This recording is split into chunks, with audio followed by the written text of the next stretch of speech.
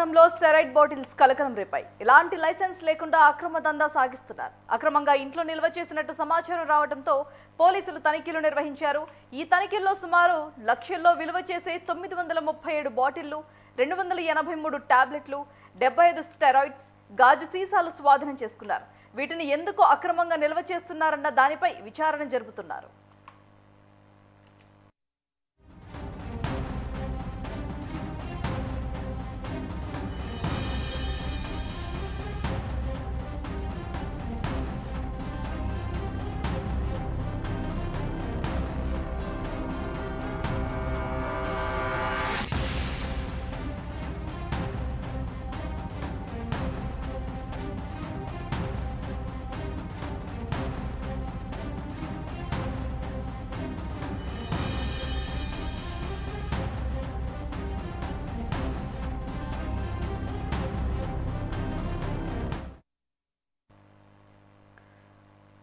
వరంగల్ పట్టణంలో steroid bottle కలకలం రేపాయి. ఎలాంటి లైసెన్సులు లేకుండా అక్రమ దందా సాగిస్తున్నారు.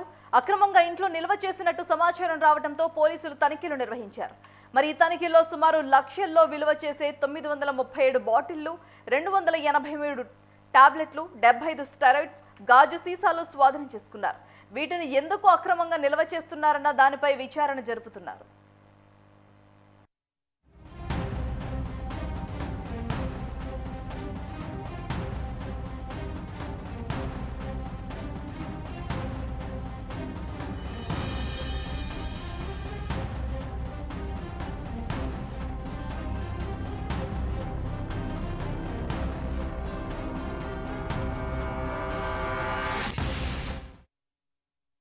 వర్కౌట్తోని ఎక్కువ మజిల్ వస్తుంది అని చెప్పేసి ఒక సలహా ఇస్తాడు.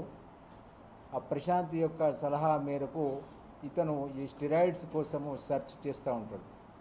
ఈ సెర్చ్ చేసేటువంటి క్రమంలో త్రూ ఇన్స్టాగ్రామ్ ద్వారా ఇతను ఒక ఇద్దరు వ్యక్తులు పరిచయం అవుతారు. మణికంఠ అండ్ ఆనంద్, వీళ్ళిద్దరిది కూడా వైజాగ్, విశాఖపట్నము.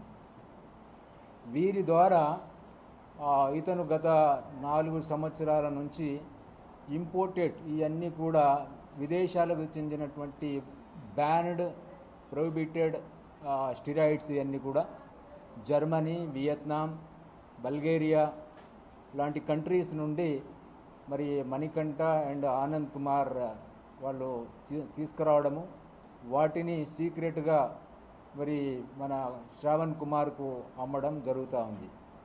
ఈ శ్రావణ్ కుమార్ తన సొంతగా వాడుకోవడమే కాకుండా తన జిమ్ముకు వచ్చేటువంటి రీసెంట్లీ మన హన్మకొండలోని మరి జేడి జిమ్స్లో ఇతను ప్రజెంట్ ట్రైనర్గా పనిచేస్తున్నాడు. సో ఇతనితో పాటు ఆ జిమ్ముకు వచ్చేటువంటి వారికి కూడా కొంతమందికి ఇతను ఇది సప్లై చేయడం జరిగింది. సో దీన్ని 2 టైప్స్లో, ఇటు టాబ్లెట్ రూపంలో అండ్ సెకండ్ ఇంజెక్షన్ ఆయిల్స్ రూపంలో ఈ 2 రకాల స్టెరాయిడ్స్ తీసుకొని మరి అతను ఓన్ యూసేజ్ కోసం